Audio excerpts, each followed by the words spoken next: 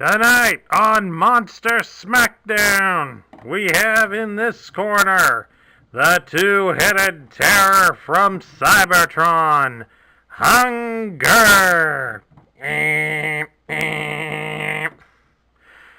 Who tonight faces his challenger, the Arctic Machine of Destruction, Larry the Dinosaur Penguin.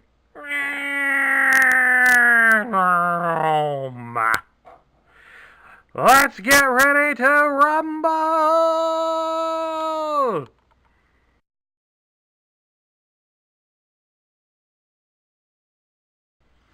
Hello everybody, Sparkster1701 here. It's time for another Generation 1 Transformer review. And this time around, we're going to take a look at another combiner component. This is the Terracon leader, Hun Grrr. Now, Hun Grrr was released in 1987. He would also be available briefly in 1988 before being discontinued. And of course, as he was the leader of a specific team, we would not get a replacement for him. Hun Grrr, of course, is the leader of the Terracons, the rival faction that was set up to be against the Autobot Technobots. And as one of the near-final combiner characters released, is actually a rather impressive toy in unto himself. As you'll soon see, he's got some of the most articulation available on most Transformers. And he at least does have a practical use for at least one of the component pieces for Abominus. This chest shield for Abominus can be used as a personal shield for Hun Grrr. So it's nice to see that they were bringing back an idea of using some of the pieces for other uses. And unfortunately, this didn't carry on to the Power of the Primes Hun Grrr in terms of being able to have this shield. But it was nice to see that the chest design set up for that Abominus did incorporate many of the elements on that shield. Of course, we're going to remove the shield a little bit, make it easier to see Hun Grrr. And to help show off his articulation, because like I said, he has a lot of it. His head, of course, can be turned to look at the sides. The shoulder can rotate all the way around. He does have a joint here at his elbow, so he can move his elbow all the way back. That looks painful. There is one at the wrist as well, but that's more for transforming him than for real posability. But the real posing action comes right here in his legs. So the way his legs are set up, they can move about in all sorts of directions. Like he can bring his leg up about so far, and he can bend his legs at the knee 90 degrees. And of course, he can bend at the ankle as well. But he can also do a full splits like so. And the knees can even be bent roughly. Parts of his legs can be bent like so. Just like that for a squat look. All in all, this is quite an impressive range of articulated motion for a 1980s Transformer. There was never anything really like this before he came out, and sadly in the G1 line, we wouldn't really get anything else like him.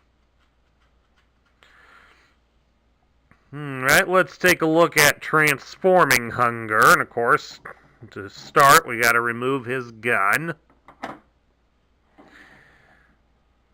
The first thing we do is we rotate his head backwards, like so, and then we fold the tail up from behind him, pop it into place.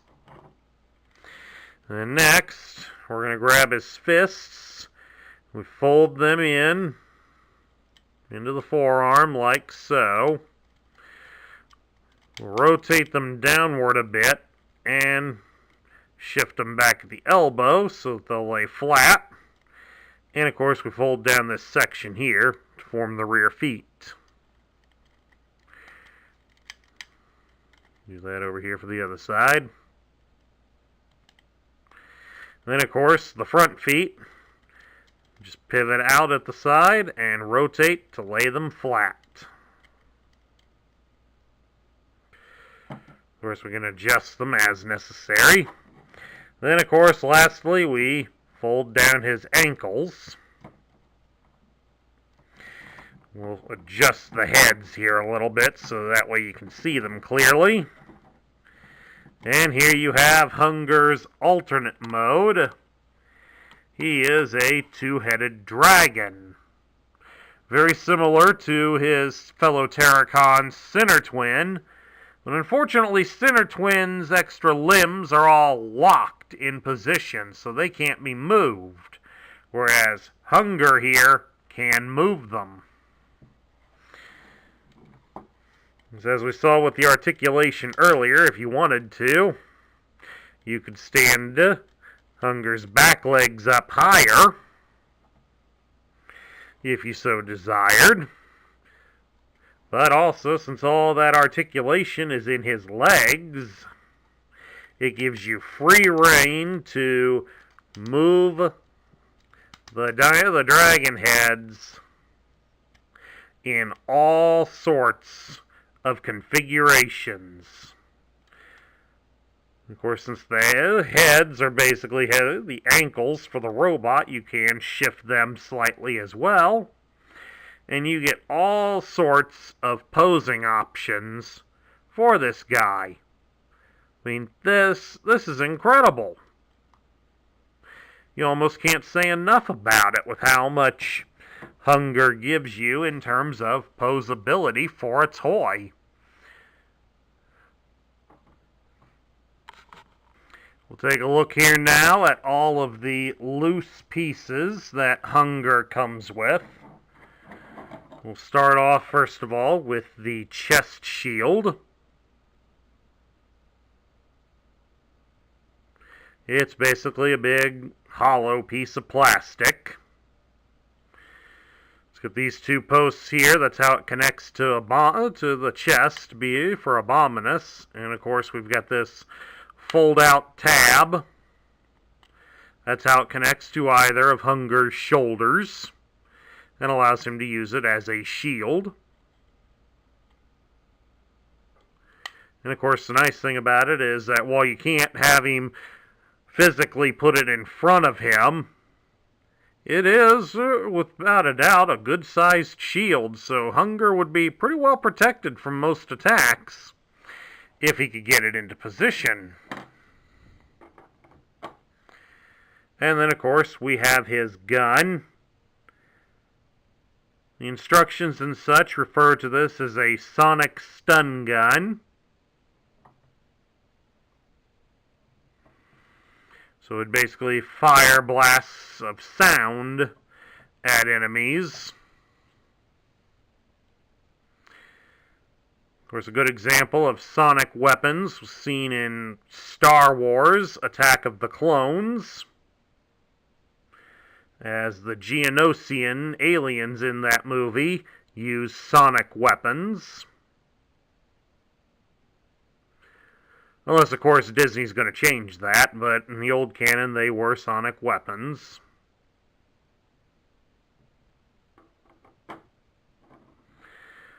Right along, we got the head to Abominus. It's predominantly light gray in color with the magenta face and yellow eyes.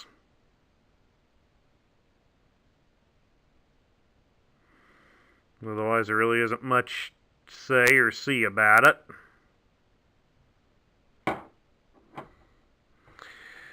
Of course, we got a couple of foot stands here. The underside, they're flat, they're hollow, but they have the letter to denote which one it is. This one's got an R, so it's the right foot. So as you would imagine, this one here is the left foot. The post is on the opposite side. And of course, it has an L on the underside. Very important if you're looking to assemble a complete Hun Grrr. And of course, we have two fists. This one is obviously the left fist. It's hollow on the underside, so you're not going to really see any indication as to which one it is. So you'll have to go by the thumb. Anyway, that's the left hand. And this one here's the right hand. But of course, the letter is engraved there just underneath the fingers. See, there's an R there. That's the right hand. Get this one back up here and get it in the camera, and you can see there's the L. So, there you go. That's the pieces for Hun Grrr. Moving along now, we're going to take a look at Hun Grrr's instructions. But I also want to take this time to point out a little bit of a discrepancy on his name. You see here how his name is spelled. It's got the extra U here. Unlike what you see down below here on the title screen, down below for the title. Unless you've got this on full screen, then you'll have to take my word for it. But if you take a look here on the text spec, they dropped the U in Grrr. So, kind of shows Hasbro really didn't understand how they were going to call, what they were going to name him. I prefer going without the U in there. So most of the other media that has it does not have the U in there. Even the modern one doesn't have the U. But that's carried over, unfortunately, throughout the instructions, because right up there it's got it. Got it down there too.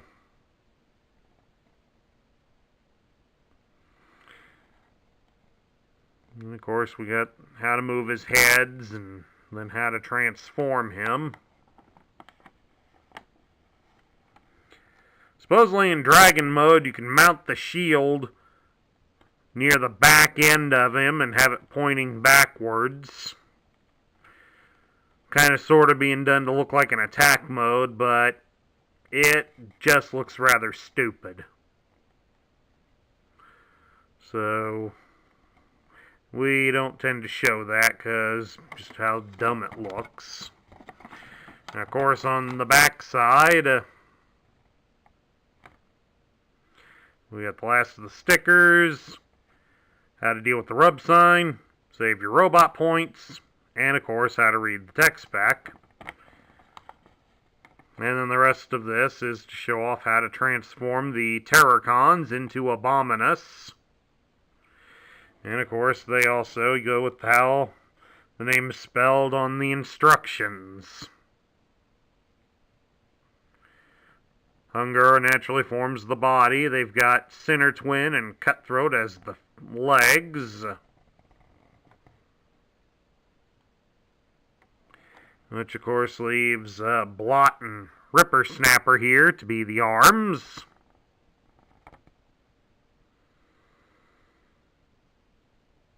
And then in the end you attach the head, the chest piece, and the gun, and you're good to go.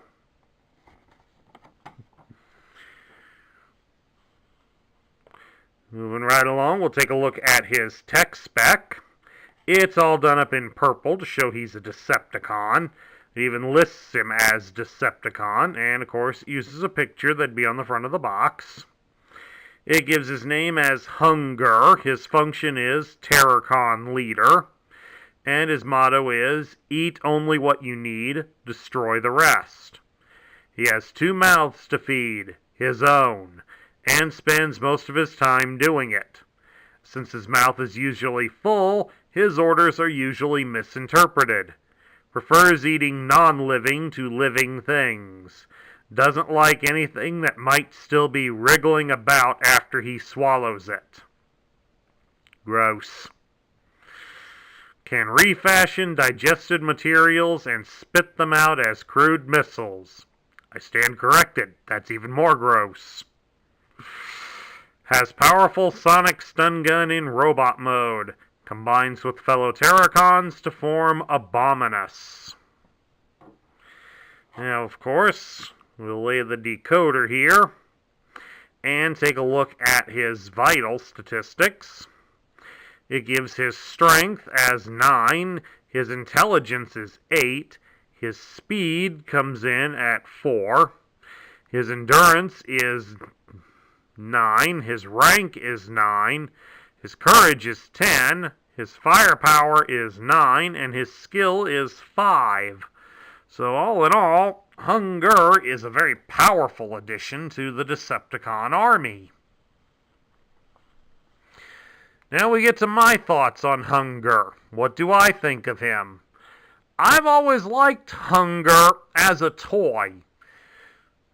The toy, it's incredible to play with when you realize just how articulated it is. You could put him in several different battle poses, and he was able to stand up considerably better than most other Transformers we had prior to him, and many that we got after him. It's just a shame that something like that wasn't kept over in the line. It might have helped keep the line going a little bit. A lesson that Hasbro seems to be incorporating now with many of the modern toys, as they now have the ability to be posed in several different ways and can still transform into reasonably decent-looking alternate modes. So the toy itself, it's a great toy, hands down. Character-wise, well, that's where we start getting a little muddied here. Of course, Hun Grrr and the Terracons did make their way into the cartoon, but they didn't make all that many appearances due to how late in the cartoon they appeared. And of course, as was typical with the Transformer cartoon at the time, the bad guys were really beginning to be presented as more just being bad for the sake of being bad. So we really didn't get a lot of development for the characters. So all we have to go by is Hun Grrr's tech specs. And judging by a fair amount of his stats, he's very powerful. He's got a lot of strength, endurance, and firepower, so he's definitely not one of them the Autobots want to meet on the battlefield. His biggest disadvantage is, of course, his slow speed, but as he's a rather large dragon-like creature, it's going to be noticeable that he's going to walk pretty slowly. But with his high stats on strength and endurance, he can take a fair amount of punishment, so he won't have to worry about getting too badly beaten up. The biggest thing, the most disturbing thing, however, that comes from him is the fact that he likes to eat a lot. The fact that he's somewhat repulsed by the thought that there might be something alive in his food is probably the biggest thing about him that makes him strangely flawed. But it is an interesting flaw nonetheless. But it also reflects on why his skill as being the Terracon leader is so low. He doesn't know to not talk with his mouth full, and thus the other Terracons don't really get what he's ordering them to do. Probably means Hun Grrr needs to eat less and command more, but who's going to tell him that?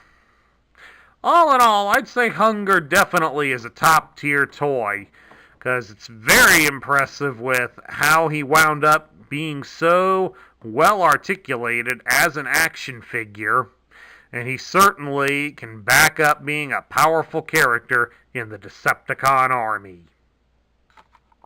And that concludes my review of the Generation 1 Terracon leader, Hun Grrr.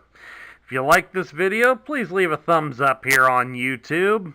If you're new to the channel, please hit that subscribe button down below so you can join up within our ranks, and ring the bell so you'll be notified when future videos get loaded to YouTube.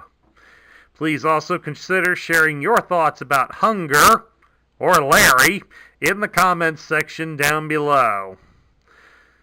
And next month, viewers, we're going to be doing something completely different. As many of you have probably heard, the next wave for the Transformers card game is going to be based on the Siege toy line, and it's coming out at the end of next month. So, to get everybody excited for it, we're going to spend next month taking a look at some of the currently released Siege toys. So you don't want to miss out on that, because we're going to also take a look at how many of them compare to their Generation 1 counterparts. This is Sparkster1701 saying I will catch you all later.